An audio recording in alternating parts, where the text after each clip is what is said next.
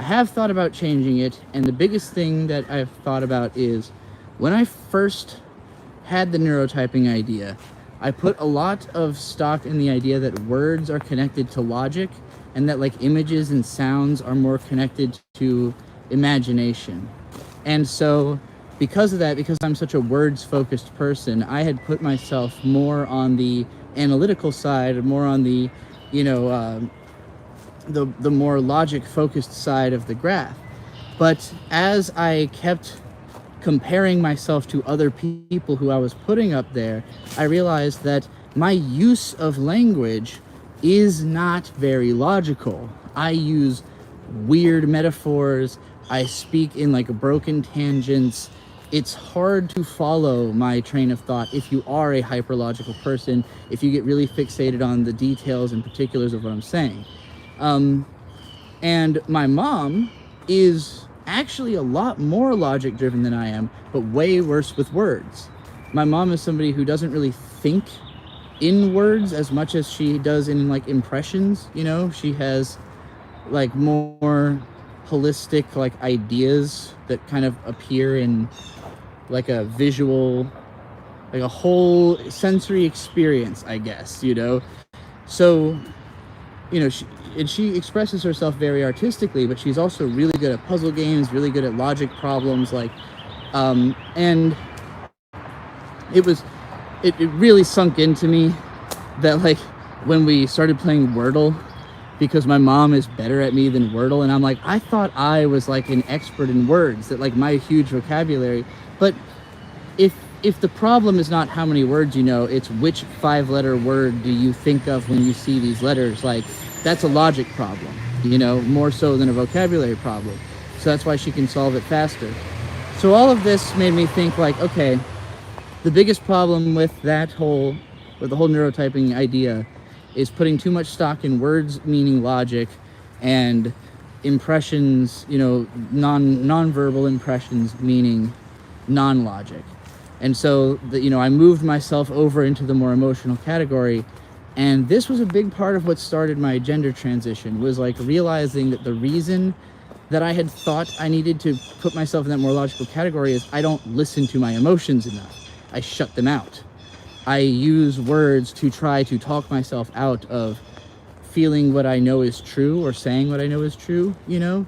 And so that revelation, you know, was a big catalyst for me to start transition, of realizing like, oh, I could be a lot more honest if I was open about, you know, how I feel about my gender identity. Like it would just make things a lot easier for me in my life to be upfront about this thing and not be like tucking it away and trying to logic it out of existence in the darkness by myself, you know, where like once I started actually talking to trans people and realizing, wait a minute, there's plenty of logic for why I am trans that I just never would have come up with by myself, because I don't have that.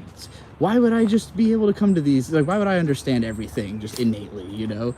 But that's where I had been left in my head, was that like, oh, I'm trying to rationalize these feelings as opposed to just listening to them, you know? So yeah, what I would change about the chart would be to more so focus on, yeah, rational versus emotional as opposed to lexical versus impressionistic, you know? But it would just require more of an explanation of what it means to be rational or emotional, which I think a lot of people don't understand, you know? And like, yeah, I think a lot of people who seem very emotional in the way they express themselves aren't even necessarily, and a lot of people who don't seem really emotional, like me, I would consider myself a pretty emotional person, not that readable, you know? Like, even if I was really going through, I mean, if I was really feeling emotional, I wouldn't put myself on camera, but like, because again, I'm guarded like that, but even people around me usually have trouble identifying if I'm feeling really emotional, even though I might be like fucking going ballistic inside my head, you know? But it's just about the way you communicate. And so I think, yeah, there's a lot of stuff with the neurotyping chart that I feel like you can only really understand the way people think by just talk. Like, it takes a lot of interrogation to really understand how someone thinks, and it's shockingly different for each person, you know. And most of the time it's not something that you can really express through words or even drawings or images, because all of it is like an approximation and a translation of something that already happened inwardly, you know. To me, just part of what's entertaining about speaking unbroken like this is that there's so little time between the thought and the action that it feels like, oh, this is exactly how I think, and it's just coming out. But this is only how I think when I'm talking. The way I think when I'm not talking sounds totally different from the way I think when I'm talking, which is, you know, it's like a way of thinking that is good for doing that activity. But, you know, if I was like going for a jog, I'm not fucking doing an analysis video in my head, you know. I'm like, jog, jog, jog, keep your breath, jog, jog, you know, like thinking about music. Anyway, I got some more super chats here. Cass with $5. Thank you very much. Hey, can't afford a Substack sub, but do pay when I can. Will we ever get something like Befriending the Internet again? Really loved that series. Kind of. I mean, this is kind of like that, I think. But these streams, I recorded a first episode of a podcast called Trixie's Treacherous Reflection Pool. And the reason I haven't released it yet is that there's an image concept I want to commission, and I can't afford to commission it yet, so I want to commission this image for it. But it's basically just me going through like really difficult thoughts, you know, like whatever's on my mind that I'm like. The first episode is mostly about thinking about death, you know, and like, so it's that kind of thing, just a void gazy podcast. So that's the closest thing to that, or it's somewhere between.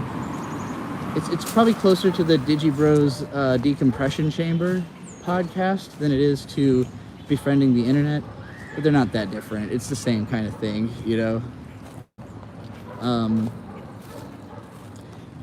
Also, a Substack sub is $7 a month.